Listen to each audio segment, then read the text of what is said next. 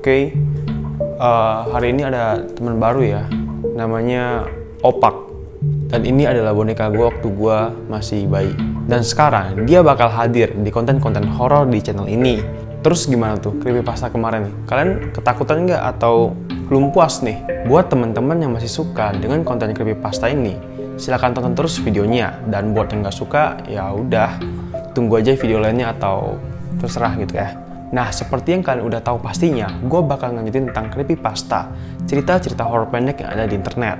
So, kalau begitu, tanpa berlama-lama lagi, ayo kita masuk ke cerita yang pertama.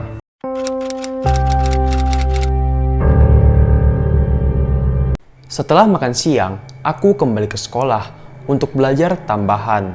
Ketika sampai di sana, temanku berkata bahwa ada noda saus di bibirku. Aku pun langsung segera membersihkannya. Pantas saja, bau anjir masih mengikutiku setelah makan. Tapi saat makan, aku tidak menggunakan saus. Wow, bisa aja yang dia pakai itu adalah tubuh manusia, darah manusia. Kita juga nggak tahu yang mana benar, tapi ya kalau kita mikir menurut cerita creepypasta, bisa aja seperti itu. Oke, lanjut. Ketika aku dan temanku pulang belajar tambahan dari sekolah, hari sudah malam. Karena ketakut ketinggalan taksi, kami memutuskan untuk lewat jalan pintas menuju halte. Jalan tersebut adalah jalan pintas yang melewati kuburan. Ketika di tengah jalan pintas, terdengar suara tok, tok, tok. Temanku mengambil senter untuk penerangan. Saat sudah terang, kami melihat seorang kakek sedang memahat nisan di salah satu kuburan. Kek, kau mengagetkan kami. Mereka selalu saja salah mengeja namaku. Mungkin pembuat nisan ini ceroboh. Oke. Gue baru paham. Di sini maksudnya, jadi mereka berdua itu udah meninggal ya, dan si kakek itu yang buat nisannya. Terus arwah kedua anak itu datangin kuburannya terus ngomong kayak, aduh kek, kau salah nulis nama kami gitu kan. Jadi si kakek ini bisa aja yang ngebuat nisannya atau gimana, atau ngurus kuburan, dan dia salah nulis nama anak itu, ya bisa aja ya. Atau kan ada komentar lain, tulis di bawah ya, oke? Ini nggak terlalu seram sih, tapi ya oke lah. Lanjut. Mereka selalu saja menjahiliku dengan menendangiku. Aku sudah kesal, ku potong saja kaki mereka. Dengan begitu, mereka tak akan bisa menjahiliku lagi. Oke, ini cukup berani kamu nak ya. Ya untuk kasus ini gue agree sih sama lu bro, ya nggak apa-apa dong dia potong, soalnya ya karena ya teman-temannya ngebully dia, nggak salah dong. Oke, lanjutkan. Suatu malam, Alia tidur di kamarnya, tapi saat ia bangun, ia sudah berada di kamar orang tuanya. Ia pun sangat terkejut ketika melihat kedua orang tuanya sudah bersimbah darah. Alia baru menyadari ia sedang memegang pisau. Dan ia baru saja mengalami sleepwalking. Anjir. Jadi dia nigo yang tidur sambil jalan itu kan. Terus gak sengaja megang pisau, mungkin ngambil pisau, lantas dia ngebunuh kedua orang tuanya dong. Oke, ini juga disclaimer ya untuk teman-teman Alia, jangan tidur sama dia ya. Karena bisa aja kan kalian jadi korban selanjutnya atau gimana gitu kan. Kita juga nggak tahu masalahnya ada apa sih dengan Alia ini, kamu, tapi ya gimana ya, mau ngomong apa juga bingung gua. Oke, lanjut. Toti tiba-tiba tak ingin naik bus sekolahnya karena selang remnya telah dipotong oleh Toti. Ia bersyukur tak mati bersama teman-temannya. Kamu jahat si Toti ini, fix banget sih. Buat kamu yang namanya Toti, ini kamu jahat ya. Kamu motong rem di sekolah gitu kan. Hampir mati loh kamu sama teman-teman, goblok mainnya. Oke, lanjut. Kau tiba di rumah, kecapean setelah seharian bekerja dan bersiap untuk beristirahat. Kau meraih sekelar lampu, namun sebuah tangan dingin tersentuh olehmu. Oke, kita lagi capek nih kondisinya kan, pulang kerja, terus mau istirahat udah seneng-seneng banget nih. Terus waktu lu mau megang colokan lampu, nggak sengaja sebuah tangan dingin tersentuh olehmu dong. Itu tangan apa tuh? Lanjut. Gadis itu heran mengapa tubuhnya memiliki dua bayangan. Karena ruangan itu hanya diterangi oleh sebuah bolam. Shit, berarti siapakah bayangannya satu lagi? Jangan-jangan. Lanjut. Aku membaca berbagai cerita horor di majalah-majalah. Isinya mudah ditebak. Pada akhirnya, beberapa tokoh yang ada di cerita itu digambarkan mati mengenaskan karena dibunuh oleh hantu sang penulis. Aku pun hanya meringis dan bergumam dalam hati. Seandainya kau tahu rasanya mati, tentu kau tidak akan pernah menulisnya seperti itu. Fix, ini yang baca adalah hantu juga. Yang artinya, aku di sini adalah seorang yang udah mati. Iya, pantas saja. Dia tahu kan rasanya mati kayak gimana, makanya dia bilang, kalau lu tahu rasanya mati, lu nggak akan mau loh kayak gitu. Oke, serem. Lanjut. Aku memang pendiam, dan dari sikap pendiamku ini, beberapa orang menganggapku aneh. Juga, mereka berpikir kalau aku tidak mempunyai banyak teman. Padahal, justru sebaliknya, aku punya banyak teman. Hanya saja, mereka tak mampu melihatnya. Yang artinya teman dia adalah sosok-sosok yang mampu kita lihat menggunakan mata biasa. Itu adalah para hantu-hantu atau hantus tambah S ya kalau dia banyak dalam bahasa Inggris. Ya gue lagi coba ngelawak cuma nggak lucu. Oke, udah lanjut. Saat membuka jejaring sosial, aku sering melihat beberapa perempuan menuliskan berbagai perasaannya pada sebuah status.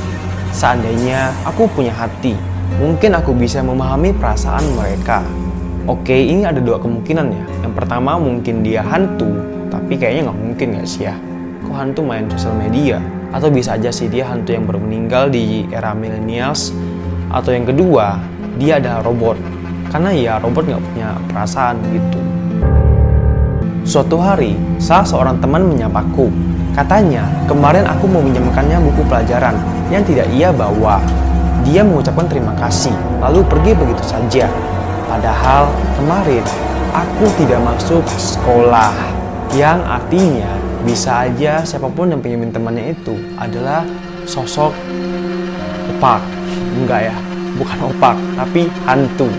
Cuman di sini gue respect sih sama hantunya. Berarti dia baik dong ya, karena ya pinjemin si A ini buku gitu loh.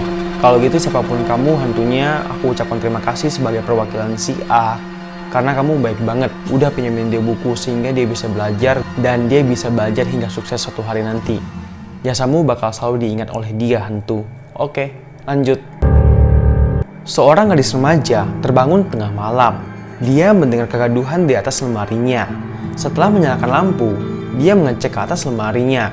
Ternyata hanya 2 boneka, hadiah dari pacarnya. Kemudian anak itu mematikan lampu kembali dan mencoba tidur. Tepat ketika ia ingin memejamkan mata, ia teringat kembali kalau pacarnya hanya pernah membelikannya sebuah boneka. Jadi siapakah yang ngasih dia boneka satu lagi guys? Mungkin ke hantu yang ngasih dia, atau si hantu itu nyamar jadi boneka yang satu lagi dong. Terus sengaja kan ada di atas lemarinya gitu. Itu jendela, jadi gue agak gimana gitu ya malam-malam kayak gini kan syutingnya. Oke, lanjut. Aku baru saja bertemu dengannya selama 2 jam. Sebenarnya aku masih rindu kepadanya. Namun aku tak tahu bagaimana menghubunginya, mengingat dia tak memiliki telepon. Aku tahu. Aku akan mengunjungi pemakamannya besok. Shit. Wah, ini so sweet ya, romantis gitu kan. Tentang seorang anak indigo yang bisa ngeliat hantu. Dia rindu gitu loh dengan sosok hantu, sosok setan. Ya terus dia bilang dia nggak tahu dong cara hubungi gimana ya. So, besok gue bakal ngunjungin si hantu ini di kuburannya gitu kan. Ya semoga cinta kalian tetap berjalan lancar ya, hingga di pelaminan hantu nanti. Oke, kalian boleh jatuh cinta, tapi ingat ya, jangan lakukan hal yang aneh-aneh, oke? Terus buat kamu bro, hati-hati ya, sayangan kamu bukan manusia loh, tapi hantu-hantu cowok lainnya gitu kan. Oke, lanjut. Hari ini, Emi meninggal. Aku menyesal. Padahal, aku ingin menyiksanya lebih lama lagi. Wow, ini suatu plot twist yang gimana gitu ya. Gue kira dia nyesal karena ngebuat hal-hal yang buruk gitu kan ke temannya. Ternyata dia nyesal karena udah nyiksa temannya sehingga mati. Dan gak bisa nyiksa lagi dong. Serem kamu ya, teman Emi. Oke, lanjut. Setiap malam, tepat pukul 3 pagi, aku mendengar suara bayi menangis yang sangat kencang. Aneh sekali, padahal aku sudah tidak punya telinga. Oke. Ini Kayak gini gue demen nih. Gue punya telinga aja. Masa nggak punya telinga sih gitu? Gimana bentuknya nggak punya telinga, dipotong lagi. Oh iya, buat fun fact, sekedar info doang. Gue itu demen sama jokes-jokes yang kayak gini ya, yang dark gitu, tentang orang-orang meninggal atau fisik, pokoknya gitu deh. Maaf ya guys. Oke, lanjut. Wanita itu sungguh menyukai warna pink. Wow, keren. Hingga seluruh bagian rumahnya pun berwarna pink. Wow, tak terkecuali mayat-mayat yang ia simpan. Artinya si perempuan itu adalah seorang pembunuh yang suka warna pink. Oke, selera warnanya bagus ya. Oh, ini bukan pink ya guys, ini ungu, oke. Dan saya juga pria. Alright teman-teman, gimana menurut kalian? Cukup menyeramkan atau bagi kalian ya cemen banget, cuma gitu doang, kurang serem banget gitu? Dan ya seperti biasa, kalian juga boleh tulis cerita menyeramkan kalian di bawah ini, atau enggak yang punya cerita panjang tentang kisah-kisah horor atau pengalaman serem kalian, kirim di email yang ada di deskripsi ntar yang gue kasih ya. Kalau begitu sekian dulu video untuk hari ini, semoga kalian suka dan bisa menemani malam-malam hari kalian agar kalian tidurnya nyenyak gitu ya. Oke, udah, gua Albert dan bye.